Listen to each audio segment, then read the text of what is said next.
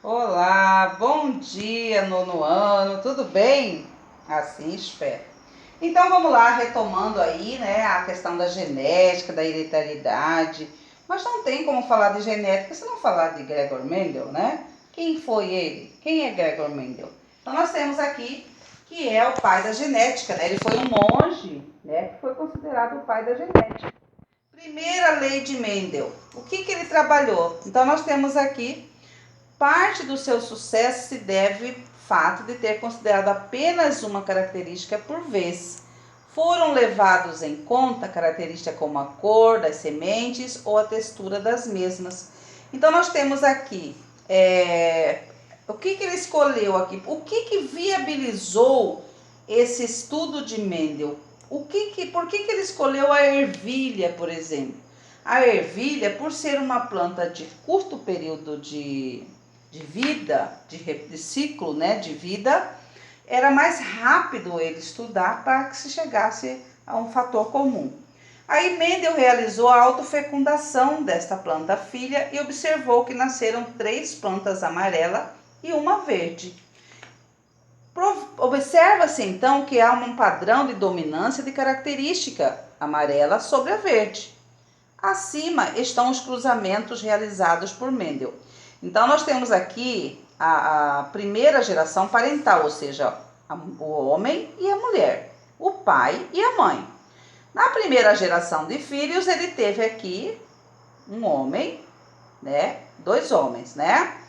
E aí, no cruzamento deles, já surgiu na segunda, da segunda parental, nós temos aqui 2 homens, não, 2 mulheres, 2 homens, um homem, vamos dizer aqui que aqui são heterozigóticos, né? Aqui já apareceu homozigoto dominante, aqui heterozigótico, né, com um alelo recessivo, heterozigoto com alelo recessivo e um recessivo, que é o verdinho lá.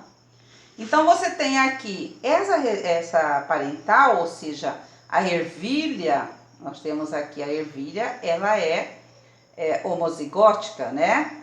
O alelos homozigóticos. Aí você tem aqui o heterozigótico. Quando vem a primeira parental, do primeiro cruzamento, o resultado do primeiro cruzamento, ele vem com 2 heterozigóticos. No segundo cruzamento, ele já vem com um dominante homozigótico, um semidominante heterozigótico, 2 né, heterozigóticos e um recessivo. Ou seja, amarelo, amarelo, amarelo, com descendência para recessivo, e um recessivo, que é o verdinho. Então, a proporção genotípica relacionada ao gene, né? Então, foi observado que toda a descendência desses cruzamentos possuía sementes amarelas, e essas plantas foram chamadas de híbridas por Mendel. As características são adquiridas através de um par de genes, passado pelos pais, através dos gametas, uma unidade do pai e uma unidade da mãe. A proporção fenotípica relativa à expressão do característico. Quando nós trabalhamos aí a expressão dos caracteres, nós temos aí a influência do meio, né? Por exemplo, pode, numa forma ou numa cor, pode ser alterado de acordo com a exposição por mais tempo em relação ao sol, né? O fator sol influencia muito aí nessa questão fenotípica, tá? Então, vamos lá. Aí nós temos aqui, por que de plantas que produzem ervilhas amarelas podem nascer plantas com ervilhas verdes? Primeira lei de Mendel: cada característica é determinada por 2 fatores, os quais se segregam e separam na formação dos gametas. Então, nós temos aqui nós temos aqui, naquele cruzamento eu coloquei aqui no esquema, amarela e verde. Então, foi cruzado lá, amarela pura com verde pura, que deu amarela híbrida. Então, nós temos aqui a geração F1 vezes F1 vai dar híbrida amarela vezes a híbrida amarela. Se eu cruzar eles dois, nós vamos ter na geração F2 75% de amarela e 25% de verde. Isso em relação a 100%. Ó. Aí nós temos aqui no organograma como é que fica. Geração parental puras, amarela e verde. Na primeira geração, amarelas. Depois, na geração 2, nós temos aqui 3 amarelas para uma verde, ou seja, 75% de amarela para 25% de verde. Já no segundo cruzamento, ou seja, na segunda lei de Mendel, ele já vem trabalhar com vários caracteres. Nós temos aqui ali o heterozigóticos, né, para várias características. Então, você tem aqui o Vzão, Vzão, Rzão, Rzão, que são genes dominantes heterozigóticos. Nós temos aqui o recessivo com heterozigose também. Na geração F1, 100% Vzão, Vzinho, Rzão, Rzinho. Então, nós temos aqui 100% heterozigóticos, né? Na segunda lei de Mendel, ou você vê na segunda geração, quando eu peguei os gametas, né? Vzão, Vzinho, não, Vzão, Vr, né? Vzão, Vrzão, cruzou com Vzão, Rzão. Tá aqui, ó, esse. Então, nós temos lá Vzão, Vzão, Rzão, Rzão. Nós pegamos lá, ó, Vzinho com Rzinho, Vzinho com Rzinho. Então, nós temos lá Vzinho, Vzinho, Rzão, Rzinho. Vzão, Vzão, Rzão, Rzinho. Então, quando eu faço toda essa proporção fenotípica, né, eu vou ter lá os caracteres desse novo organismo já formado por esse cruzamento, olha só, na proporção de fenotípica de 9,3 por 3 por 1. Então, nós temos 9 de quê? Quem que tá maior aqui, ó? Vzão, Vzão, Vzão, Rzão, Rzão. 1. Só 1, né? Aí nós temos Vzão, Rzão, Vzão, Vzão, Rzão, Rzinho. Nós temos 1, 2. Cadê? 2. Aí nós temos Vzão, Vzinho, Rzão, Rzinho. Então, olha lá. Vzão, Vzinho, cadê? Vzão, Vzinho. 1, 2, 3, 4, né? Aí nós temos... Então, se nós formos contar a quantidade de caracteres, nós vamos ter essa proporção fenotípica aqui. 9 por 3 e 3 por 1. Então, o que Mendel quis dizer com isso? Que os filhos, ou seja, a descendência, vai herdar caracteres da geração que é lá a pura, mas que no desdobramento dessa proporção, eles vão herdar toda a característica dos pais. E aí nós temos lá, o que é biotecnologia? Nós temos lá na biotecnologia, tecnologia de vida, bio de vida, tecnologia. Então, a tecnologia da vida, porque através da biotecnologia que nós conseguimos trazer alterações, né, no que é natural, para de repente conseguir fazer reverter alguns quadros, tanto de doença como de falta de alimentos e assim por diante.